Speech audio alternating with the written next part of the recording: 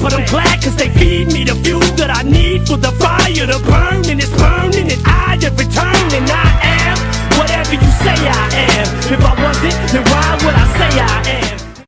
Today is a rather interesting video in terms of speaking about familiarity with your partner.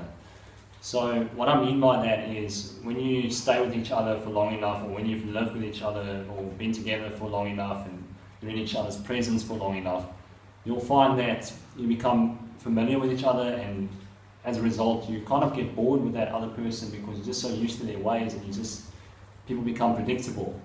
So we want to talk about that, and we want to talk about things you can do to keep the spice in the relationship, keep it interesting, keep it fun, and make it less monotonous. So what do you have to say, Luce?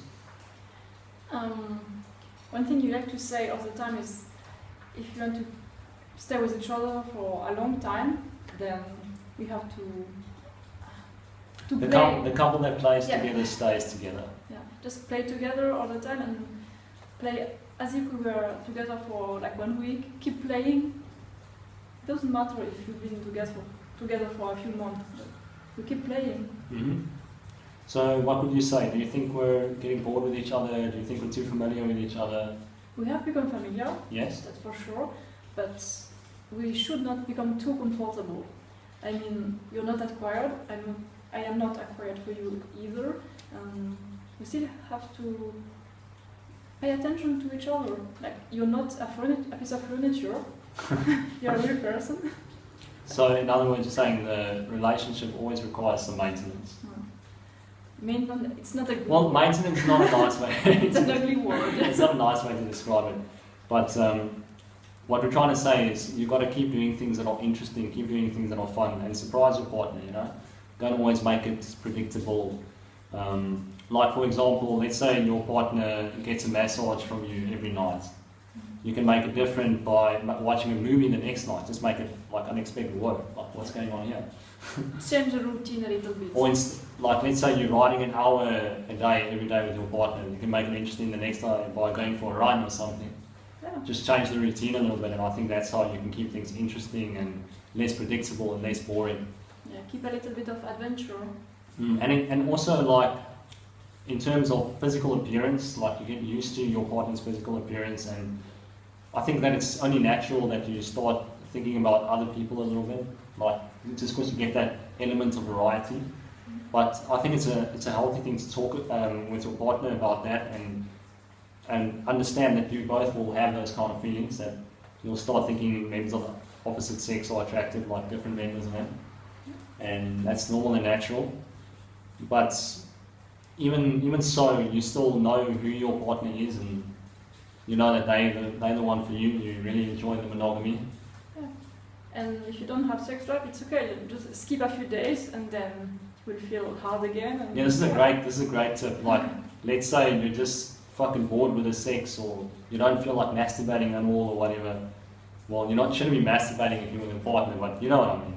Then just skip a few days, abstain for a few days, and when that sex drive is raging, that's when you go at it, and it'll just add a whole new dimension of fun to your sex life, instead of just going at it each day like robots. Yeah. You don't need to go and fuck other people. You just need to wait for a little bit, and then when you feel horny, then jump on your partner. And yes, there are some benefits to going through, like let's say you just have these surface level relationships where you go through many people. Let's say you're going and you're having sex with one woman a day, or you're having sex with one man a day, and you want that element of variety. Yes, there are some benefits to that way of living, but there's also some disadvantages, and it's something to consider. STDs, for example, be careful with that. Or sometimes you can encounter very crazy people, so you don't want to be alone in a room with someone that is totally crazy. And doing something like that, I don't think is the solution. Like if you're not feeling that spark in your relationship, I think the solution is to find a way to make your relationship better. If you treat your relationship like it's the beginning of the relationship, then there won't be an end. So we've already passed our honeymoon phase. We're through that. Yeah, so we're really familiar with each other, but I don't think that's a bad thing, because it makes the relationship more challenging, and we have to find creative ways to keep it fun, keep it entertaining. Not challenging, interesting.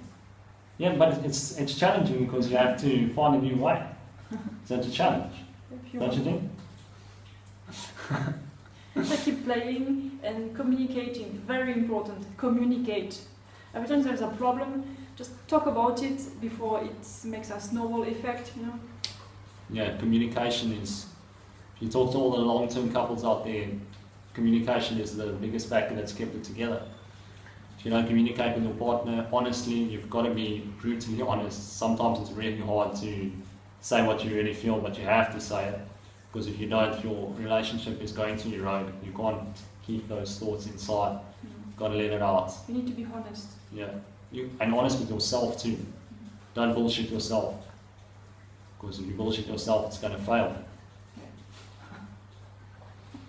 So, yeah, if your relationship is getting too familiar, too predictable, just think of ways you can keep it fun. Yeah. Change the routine. Don't ever fall into a routine. At least not with your relationships. With your working life, it's fine to have a routine. You smash it every day. With your relationships, you want to change it. Yeah. You don't need to change everything all the time, but change a few things sometimes and just surprise each other. You see, she's still happy. We're still keeping this thing going. It's fun. How much time has it been? It's been like 11 months together? Yeah, it's almost been 12 months. Yeah. It's almost been a year. Our anniversary is near. It's almost been a year. Our anniversary is near. I wanted to say one more thing.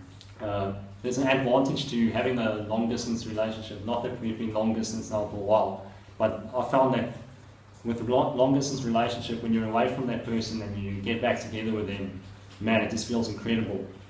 Because it just feels like that spark is recharged again. You get the gift of missing them. Yeah. And even though it may seem painful, like when you're not with that person, when you're back together again, it's incredible. Yeah. So we're missing each other physically when we are some distance apart, and it's a good opportunity to talk more. You know, when you can still chat on messengers. And also shows you how strong that other person is. The longer they can do that, the stronger they are. Yeah, that's a good test. Mm-hmm. You can see if your man or your woman is legit when you're away. Distance is a good test, and living together is another one. And that's another great test, of course. I mean, we're living together most hours of the day. Together. It's quite easy. Yeah. And that way you really get to know the other person, because you're just spending so much more time with them. Because most couples, they have work during the day and they only see each other for maybe 2 or 3 hours during the day, and then they have to go to sleep. And then it's work and sleep, and they don't really get to know each other properly. Well, they have the weekend for that. The weekend that they usually don't remember because they got pissed. Drunk. Yeah. Okay, so that's what we have to say on this topic. If you have anything to add, leave it in the comments down below. We'd love to hear your stories, read your stories. And I'll see you again tomorrow. Ciao for now. Love you guys, love and hugs. I really care about you. I'm going to make 50 jump cuts in the next video just to show how much I care about myself.